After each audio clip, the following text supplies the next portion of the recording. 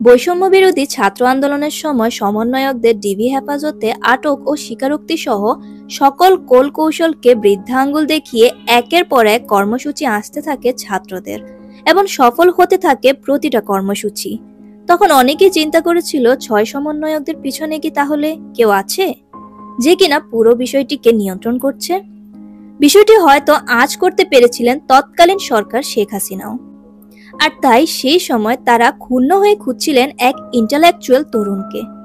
গত ২ আগস্ট একটি গণমাধ্যমে একটি প্রভাবশালী গোয়েন্দা সংস্থার নির্ভরযোগ্য সূত্র জানিয়েছিল, কোটা সংস্কার আন্দোলনের শুরু থেকেই পেছনে একজন ইন্টেলেকচুয়াল তরুণ গভীরভাবে আন্দোলনে যুক্ত বলে তাদের অনুসন্ধানে বেরিয়ে এসেছে। সম্প্রতি অন্তর্বর্তীকালীন সরকারের প্রধান উপদেষ্টা ডক্টর মোহাম্মদ ইউনূসের বিশেষ সহকারী হিসেবে নিয়োগ পেয়েছেন মাহফুজ আলম। এরপর থেকেই নানা মহলে তাকে নিয়ে কৌতূহল সৃষ্টি হয়েছে। কে এই মাহফুজ আলম? কি তার পরিচয়? তার রাজনৈতিক দর্শনই বা কি? বলা হচ্ছে পর্দার পিছনে থাকা এই মাহফুজ আলমই বৈষম্য বিরোধী ছাত্র আন্দোলনের মাস্টারমাইন্ড। ছাত্র জনতার আন্দোলন চলাকালীন তিনি সেইভাবে আলোচনায় না থাকলেও হঠাৎ করে প্রধান উপদেষ্টার বিশেষ সহকারী হয়ে যাওয়ায় তাকে নিয়ে সবার মনে প্রশ্ন ঘুরপাক খাচ্ছে। মাহফুজ আলম প্রথম আলোচনায় আসে তখন যখন শেখ হাসিনা প্রধানমন্ত্রীর পদ ত্যাগ করে দেশ ছাড়ার কিছুদিন পর আন্তর্জাতিক গণমাধ্যম রয়টার্সকে বৈষম্য বিরোধী ছাত্র আন্দোলনের প্রতিনিধি হয়ে একটি বিশেষ সাক্ষাৎকার দেন তিনি। সেখানে তিনি নতুন রাজনৈতিক সংগঠন খোলার কথা সহ গণ অভ্যুত্থানের চেতনা ধরে রাখা, সরকারকে সম্পৃক্ত করা, রাষ্ট্র ও সমাজের নানান অংশীজনের সঙ্গে ও বলে আগামী বাংলাদেশের রূপরেখা তৈরির কথা জানান। ওই সাক্ষাৎকার আরো বেশি আলোচিত হয় তখন যখন তার বক্তব্য ভুলভাবে মিডিয়ায় আসে। পরে এই নিয়ে হয়েছে অনেক আলোচনা ও সমালোচনা। বলা হচ্ছে আড়ালে থেকেই বৈষম্য বিরোধী ছাত্র আন্দোলনকে এগিয়ে নিয়ে গেছেন মাহফুজ আলম।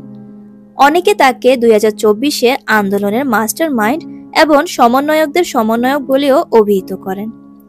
ঢাকা বিশ্ববিদ্যালয়ের ক্রিমিনোলজি বিভাগের সাবেক ছাত্র রবিউল রাফি জানান, জুলাই বিপ্লবের শুরু থেকে বৈষম্য বিরোধী ছাত্র আন্দোলন এক নতুন ধরনের কাঠামো তৈরি করতে এগিয়েছে, যার সাথে বাংলাদেশের রাজনৈতিক অঙ্গন কখনোই পরিচিত ছিল না।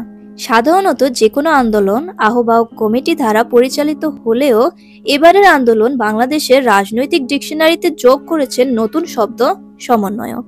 এরপরে একের পর এক যোগ করেছে আরো নতুন নতুন টার্মিনোলজি।